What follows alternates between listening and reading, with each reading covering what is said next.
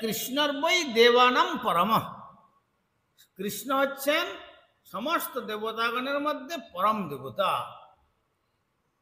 তাই যেমন গাছের মূলেতে জল সেচন করলে শাখা প্রশাখা পত্র পুষ্প পল্লব সমস্ত সতেজ হয়ে যায়, আর পৃথক করে শাখা প্রশাখা পত্র পুষ্প পল্লবেতে জলদান করতে হয় না। মূলেতে সিঞ্চিলে জল, শাখা পল্লবের বল, শিরে বাড়ি নহে কার্যকর। গাছের পাতায় যদি জল দেওয়া যায় গাছ বাঁচবে কি? গাছের অঙ্গে জল পড়বে, কিন্তু তার দ্বারা গাছ বাঁচবে না, গাছ মরে যাবে। কিন্তু মূলেতে যদি জল দেওয়া যায় তাহলে সকালে সতেজ থাকবে। তেমনি ধর্মমূলং হি ভগবান সর্বদেবেশ্বরেশ্বর। সমস্ত দেবতার পরম দেবতা হচ্ছেন ভগবান শ্রীকৃষ্ণ।